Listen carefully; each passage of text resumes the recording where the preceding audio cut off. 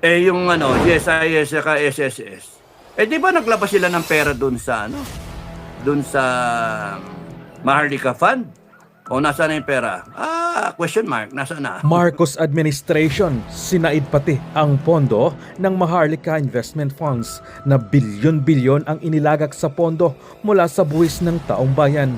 Matatandaang noong July 18, 2023, mahigit 2 taon na ang nakalipas ay nabuo ang Maharlika Investment Funds upang mamuhunan sa mga infrastructure projects ng pribado at publikong sektor. Nang sa ganon, makalikom ito ng interes para sa taong bayan. Subalit hanggang ngayon ni piso wala pa itong kinita. Bagkus naubos ang bilyon-bilyong inilagak dito at napunta sa mga buwaya ng pamahalaan. Economic collapse. Pagka nandun yung, continuous pa rin yung abuse of power, budol, bangag, wala sa tama yung pagpapatakbo ng gobyerno, sige pa rin ang korupsyon, pipirmahan pa yung budget na 2026, uutang pa rin, may balak pa rin umutang, mga loko-loko.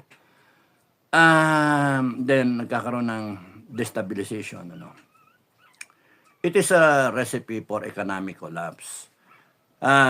Bagsak yung stock market, walang foreign direct investment, nandyan yung mga signs. Supposed to be, dapat yung peso hindi nagde-devaluate this December. Kasi pasok yung mga remittances. Kasi dami ng, ano, no, in terms of dollars, no, dapat yung dollars natin, yung peso dollar rate natin, nakaka-recover. Pero nag-ano siya sa, 58 point something do sa, do sa bordering on 59. So doon nagsasayaw siya. Parang nakakaano yun kasi pagka December talagang nakaka-recover yung peso, no, dahil sa influx ng mga remittances. Pero parang konti yung remittances, no, kasi nga yung yung nakaw now. The economy will be weak in 2026 because there is less consumer spending because of the taxes na ninanakaw. Yung pera, yung budget. Hanggang hindi yan na-resolve, takot maglabas ng pera ng tao. Ayaw maglabas ng pera ng tao. In fact, there is talk na wag na tayong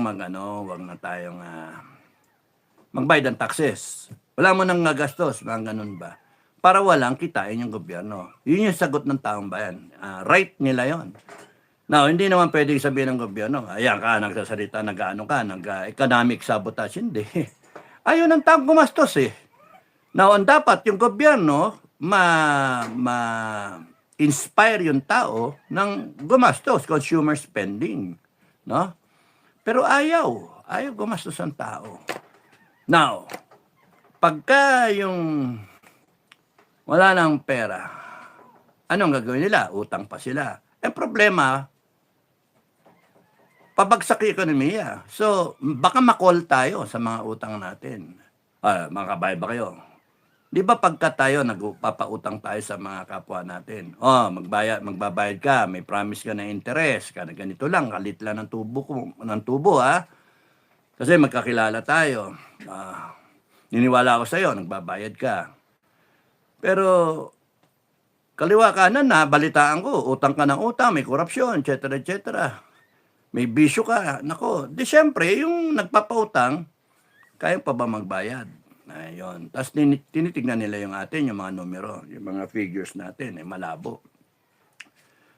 Incidentally nga pala, no, kung papansinin niyo may mga online nga lumalabas ngayon, panay yung platform na investment platform, no? Na you will invest around 6,500 yata yon to as much as 15,000. Investment platform, AI generated or not AI generated. The thing is, makita mo doon, even yung presidente, mukha niya nakalagay doon. At tapos yung mga competent personalities in the Philippines, mga businessmen, tsaka mga government officials, high government officials, and then mga may senator ba? May senator Tapos nun, pati yung ibang mga personalities abroad endorsing this investment platform, 6 to 15,000, whereby you will earn around 900 or 1 million a month. Mga 30 plus thousand a day, mga 36 yata, 33, 36,000 a day, punta ng 1 month, 1 million, thereabouts. So, merong difference yung iba 900, yung iba 1 million plus, no? 1 million something. So interesting na 6,000 to 15,000, kikita tayo, 1 million. Tapos marami na raw at kumikita. Hindi daw pwede i-offer sa lahat ng Pilipino. So, ang tanong doon sino nang monitor niyan? No? At saka it violates every business doctrine AI generated na AI ang nagagawa doon sa platform, yung nagmamanage ng investment mo. You don't have to be an expert to understand it, etc. etc. Sila yung mag-ano. May papato ka sa iyo na parang account officer at sila yung tutulong sa iyo to run through the process, etc. Well, may mga kaibigan tayo nagsubok, no? May mga kaibigan tayo sinubukan. Iba outright denial, outright tawag dito, outright na disapprove. Iba naman ako nag-try din Sinubukan ko na para malaman kung how siya May tawag ng tawag sa akin. Tawag ng tawag sa akin yung foreigner Una in-check In-check. Una Pilipino. Tapos nag-i-in-check. Tapos nagmukhang parang Afrikano, parang ganun. Yeah, Mr. Enrique. I am the account officer assigned to you. Ganyan. Sometimes it's annoying already. Sabi ko kasi, I'm in a meeting, just call up next week, ganon. Kasi ang dating parang sige-sige na kulit ba? Kulit.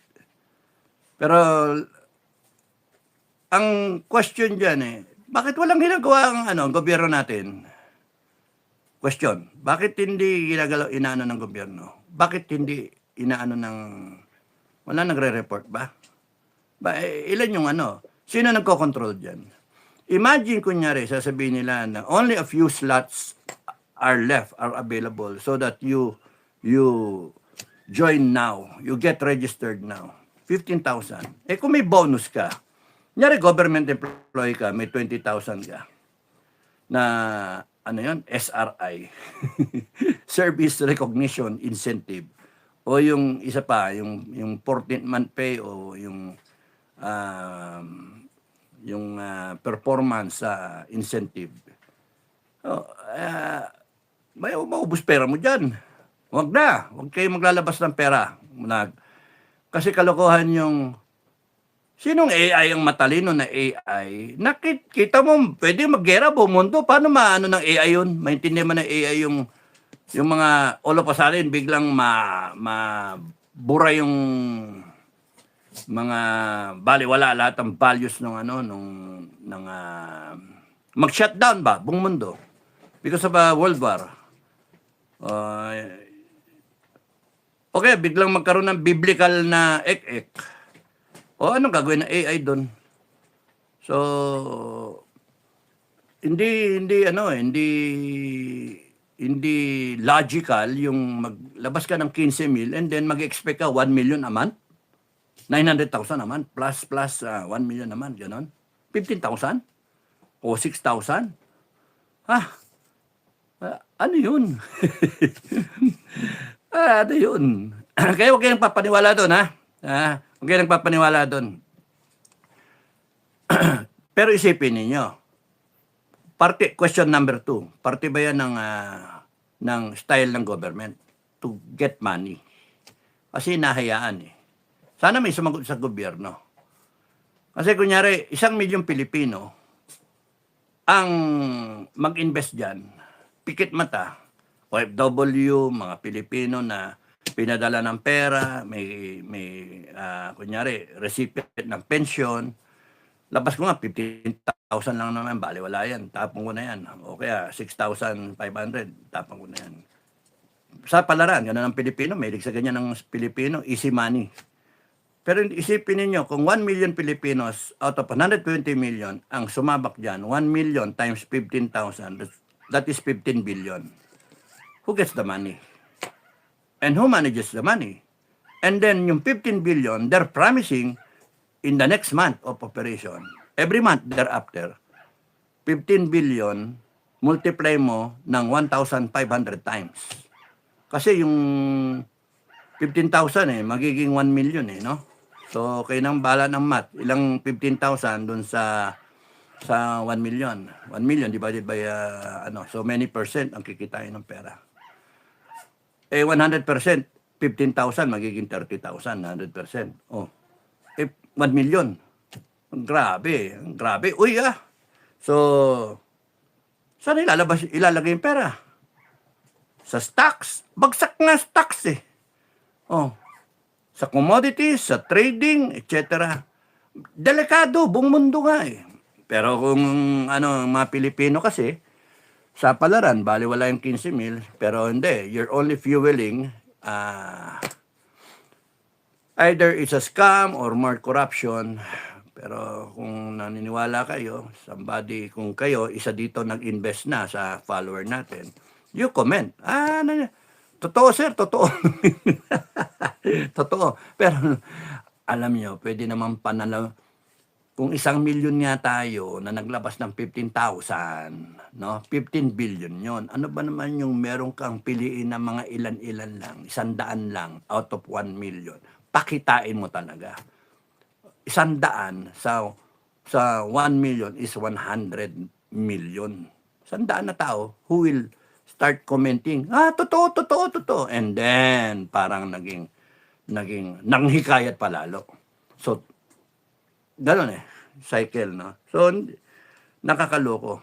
Okay, so, what if it is a way of this government to generate capital? Sabi ng isang seasoned na secretary, no? Hindi ko na sabihin ng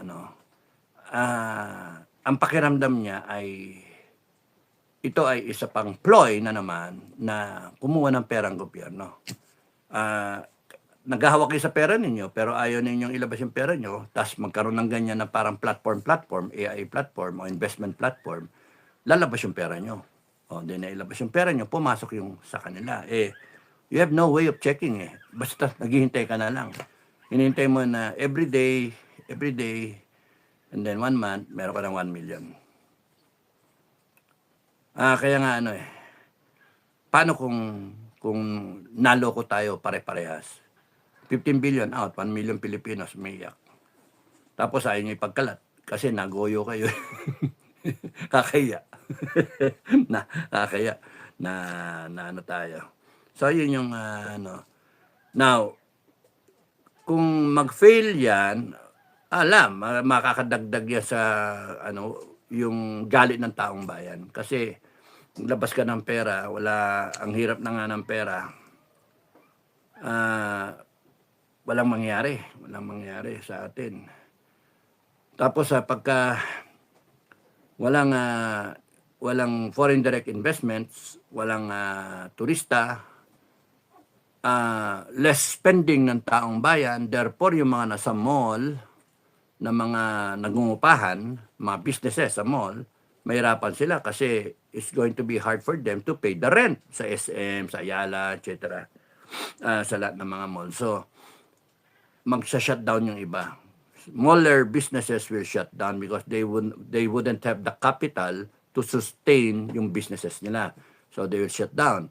maapektuhan tong malalaking mga negosyo, tong mga nag-release ng ano ng space para sa mga ano.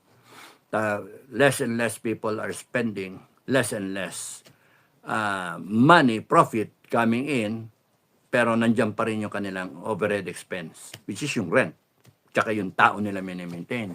Now they will be forced to cut down on employees, even other companies, so there will be unemployment, massive unemployment. So nandun yung mga indicators. Yun yung pwede mangyari. Tinanong nyo rin lang, ano pwede mangyari sa 2026? Posible na 2026 mag-collapse yung economy natin.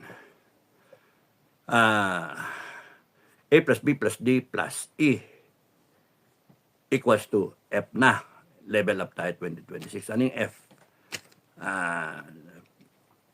We'll have a failed country, or the Filipino will have to stand up and fight for this country. Yun, dalawang either kung anong mangyayari. If it's a failed country, then tuloy-tuloy itong mga kurakot na pinatakpan naman nila, walang makakita mo investigasyon panay mga maliliit lang wala yung mga mastermind at saka yung mga congressman, wala, senators, wala, nakamakulong. Tapos pinuperson nila Inday Sara, doon tinututok mga Duterte. Sino ba namumulitika? Mga Duterte ba? Hindi, sila Marcos side na namumulitika. And then sige sila ng bash, sige sila ng mga troll, sinisiraan nila yung mga leaders. At ako, sinisiraan ako. Sinisiraan din ako. Kaya nyo, makinig kayo. Kung gusto nyo makinig sa mga paninira, okay lang.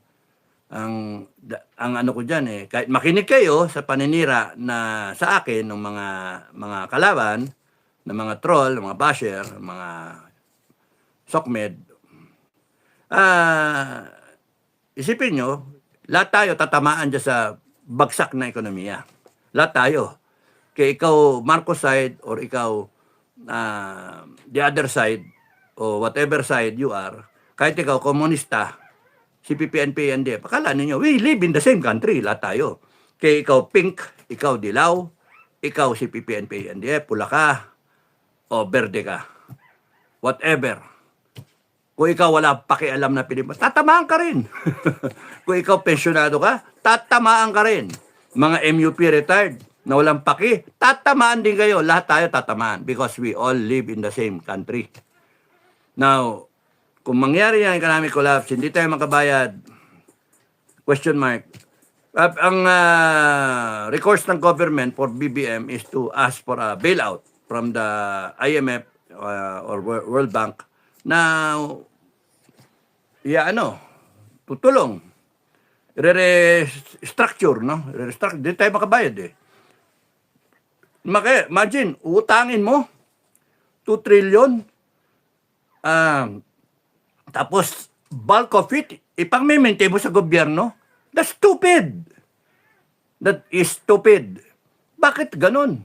Dapat yung 4 trillion lang ang kikitain natin, no? Expected na kikitain natin, whatever na kikitain natin for next year, na predictable, 4.5 trillion. Let's say, kahit 4 trillion na lang, huwag tayong gumastos ng higit doon. Kung to maintain the government, you need 2 trillion, 2 trillion na lang natitira para sa mga project. Huwag na kayo mag-isip ng habuti kay 6.8 trillion. Mali na yun, mangutang. That is stupidity. Meron na tayong problema A, B, C, D, E. Mag-economic collapse tayo, mag-uutang pa kayo, wala na. Tapos pagka sumagot ang IMF tsaka yung World Bank na may mga penalty, kunwari, mga condition na, sige, pwede i-restructure natin. Pero, mag-devaluate kayo. Pagka bumanat yan ng mag-devaluate tayo, kunyari mag-devaluate ng 50%. So, yung tatanggapin mong pera, sa bawat piso, 50 centimos na lang. Sa bawat 100, 50 pesos na lang. 1,500 na lang halaga ng pera mo. Kung meron kang tinatanggap na ikaw ay nagtatrabaho sa gobyerno kaya sa private sector, tumatanggap ka ng 30, 40. Sa 30, 15 na lang ang effect pagka nag-devaluate tayo ng 50%. Pagka 40, 20 mil na lang ang ano mo, ang sweldo mo. So, tatamaan lahat. Tatamaan. Pati pensyonado, tatamaan. Yung mga pensyon ng AFP na retired, mga sundalong retired, mas lalo kayo kasi ipangungutang pa yung pang pensyon. So pagka wala magpautang, ano pa ibibigay sa'yo? Tapos devaluated pa. Kung makuha man yung pera para pang pensyon sa mga MUP, mga retired, ano pang kasi wala eh. Yung GSIS at SSS. Di ba naglabas sila ng pera doon sa doon sa Maharlika Fund? O nasaan na yung pera? Question mark, nasaan na? So, meron pang bad investment yung GSIS. So, tatamaan lahat. It is a simple case of mismanagement. Mismanagement. Okay, so nandun na tayo. 2026. Dagdag nyo pa ngayon yung inflation. Dagdag nyo inflation. Maraming lugi eh. Wala ka mabili. Walang manufacturing, patay yung natin, manufacturing sector. O baka yung agriculture natin, timbog din. Bakit? Walang, ba't ako maglaba? Ako farmer, maglalabas akong pera, lugi rin ako. Lugi na nga ako this year, lugi, maglalabas pa akong pera. Wala, mahal ang bilihin lahat eh. Tapos kukontrolin ng gobyerno yung presyo. Wala rin bibili. May importation kunyari, patay ang farmer, di ba? Kaya nga, saan pupunta yung farmer? Di wag muna ako magtapon ng pera. Bibili na rin lang akong bigas. Hindi na ako magtatanim ng palay. Kasi malulugi ako. May bagyo pang darating, malulugi lang ako, uutang ako 5-6 sa mga Bombay, hindi ko mababayaran, patay, may ilit yung lupa ko. So mas maganda, wiser, wag na akong magtanim. Paano? Bibili na ako bigas. Magtanim ako, delikado ako. Magrabas ako ng 50,000, yung utang ko. Hindi na bale, kailangan ko lang bumili ng bigas kung kahit 50 pesos ang kilo 50 lang araw-araw, 1.5 lang sa isang buwan yun. Di ba? Kaysa naman magtanim ako tapos maya baon ako sa utang and then, yung ganun yung mindset ba? Tapos magtatanim ka, maya-maya aani ka na, gigipitin ka na middleman. Kasi very scarce yung pera, very utakan lahat, kanya-kanyang gimmick. Bibirahin ka ngayon ng middleman. Yung middleman, walang pakundangan, member ng sindikato rin. Tapos nun, sila rin pala yung mag-i-import. Papatayin ka dito, babarating ka, lugi ka, tapos nun, mag-i-import sila. You hold nila sa bodega. Ay, nako, Pilipinas. Daming korap kasi.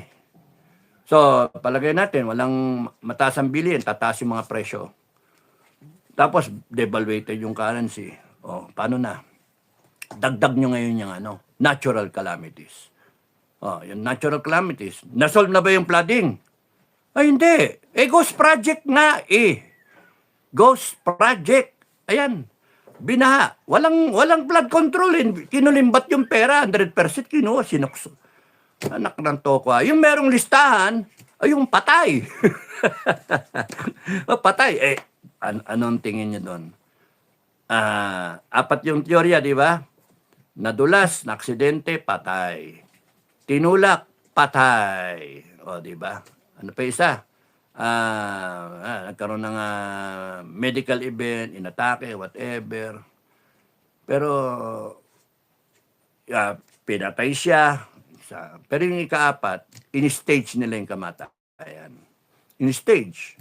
Siguro may nakausap sila na iba kasi yung nila yung statement ni Remulla, John Vic, tapos nun yung statement ng police. Isipin mo tuloy parang in-stage yung kamatayan. She's probably sa iba iniisip, may mga nag-isip ng ganun talaga. Pumapasok sa akin, message tsaka sa feed, sa FB. She might be in another country now or probably she's hiding now.